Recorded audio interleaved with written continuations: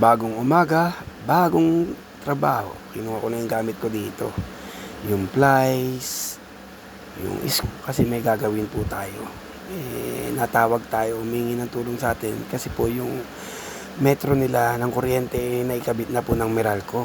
Ililipat ko na po yung linya doon sa metro, galing po doon sa pinakiusapan nilang bahay na makikisaksak muna sila dahil wala pa silang kuryente dahil di pa po nakakabit ng Meralco. Yan po, lalakad na naman po tayo sa pinakamahabang iskinita dito po sa Pilar. Ito yung iskinita na Mix. Yan po, umpisa na po ng lakad natin. Binuksan ko na yung pinto. Yan, lakad, lumakad na lumakad. Tapos diretso lang po tayo. Yan, tapos sa may gate, medyo tinulak ko yung gate. Tapos kumana na po tayo dyan. Pagkaliwa ko, nakita ko yung ate ko. Ayan, naglalakad. Exercise lang po siya. Tapos dire-diretso na po tayo dyan. Nakita natin si Weber. Ayun, sabi ko, kamusta na? Tapos dumiretso na po tayo. Pag diretso natin dyan, pupunta na tayo dun sa bahay na nagawa natin. Medyo makausap pa siya ng konti. Tapos iniwan ko na rin siya. Tapos dumiretso na. Tapos siya, nakita ko yung mga bata naglalaro. Medyo maganda yung laro nila. Tapos sila. Tapos maya-maya nung tinutulong ko doon. Tapos dumiretso na rin ako. Pag diretso natin dyan, iniwasan yung mga bata naglalaro. Tapos kakaliwa tayo dyan. Pagkaliwa natin, ang haba ng iskinita na yan. Parang may siya. Pag hindi ka tiga rito, sigurado, ligaw ka. Tapos kumana na tayo dyan. Tapos ang haba pa rin iskinita niya yan. Diretso tayo dyan. Tapos may nakita tayong liwanag. Huwag tayo pupunta sa liwanag. Joke. Tapos diretso na tayo dyan. Pag diretso natin dyan, malapit na tayo sa bahay na gagawa natin. Diretso lang. Lumakad para po makarating tayo sa patutunan natin. Kasi mula sa pinagpapapart sa gitna ng iskinita. Nakita ko si Willie at yung kapatid niya kumakain. Tapos kumana na po tayo dyan. Malapit na po tayo. Isang kaliwa na lang. Tapos doon na yung bahay na gagawa natin. Tapos yan, nakita ko yung aso. Tuloy-tingin pa. Tapos kumaliwa na tayo. May nakita tayo lalabas. Sabi ko, daming labahan. Tapos yan yung pintong gray. Yan po tayo pupunta. Tapos kumatok na po ako. Pagkatok ko, ayaw magbukas. Kumatok uli ako. Tapos, ayun, nasa loob na ako. Tapos yan, ginagawa na natin yung kuryente. Yan po yung linya ng kuryente, yung breaker po. Ang gagawin po natin dyan is tatanggalin natin yung linya dun sa kabilang bahay na pinagkabitan po nila, na pinakiusapan nila. Tapos ikakabit natin yung linya po ng Meralco na may metro po dun sa taas. Yan, tapos tinanggal ko na yung linya, pinutol ko na yan, tapos sinabit ko para hindi siya makasabit ng mata. Tapos, excuse me po. Tapos yan, inayos ko muna, tapos kinakausap ko yung may-ari, sabi ko, hilahin mo na para hindi na siya sumabit. Tapos yan, hinilan niya, tapos nirolyo, tapos bumalik na ako sa ginagawa ko. Yung ginawa ko naman, tinanggal ko uli yung isang linya ng pinagkabitan naman ng linya papunta sa taas. Kasi ililipat ko yung breaker na ampere, 15 ampere dun sa taas. Tapos yung 60 ampere naman, ililipat ko naman sa baba kasi yung linya niya nasa baba.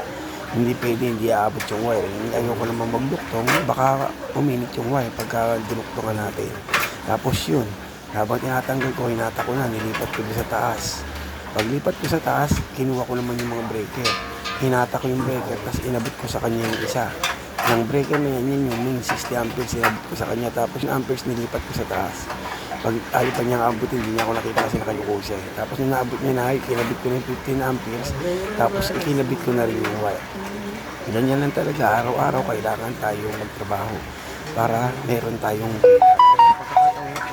libre lang ito. Kasi inilipat ko lang naman yung wire ng breaker dun sa main papunta rin sa supply. Kaya ayun, tinulungan ko lang sila. Sa araw-araw ng trabaho natin, kailangan maging masipag tayo.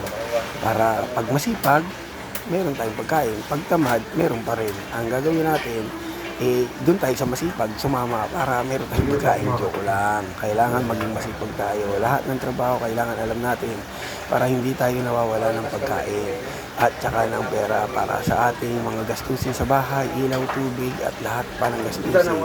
Ayan, yung kinakabit ko na nga pala yung mga wire dyan, back to work tayo. Kinakabit ko na nga pala yung mga wire dyan na dalawa na supply galing sa taas.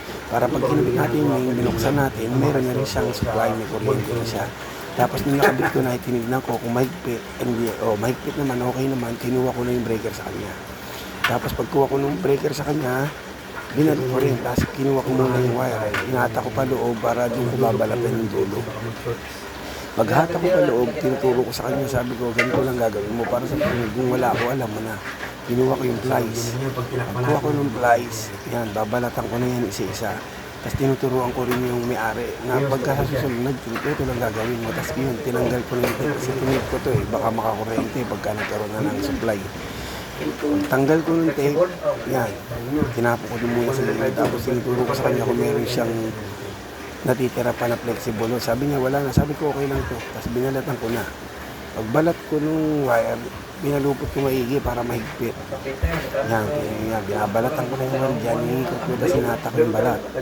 Ay, pangamahatak, ang tigas. Tapos sinatak ko ulit. Tapos nung nahatak ko na, inikot ko yung wire para mahigpit siya pag nilagay ko sa breaker.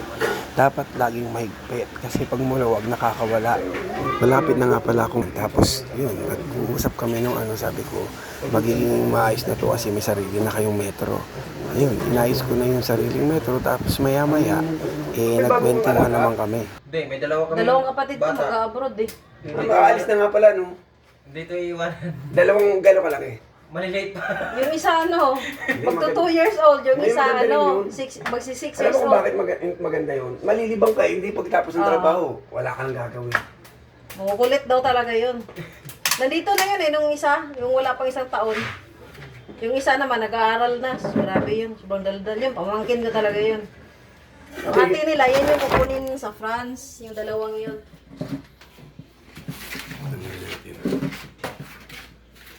Naka-video tayo.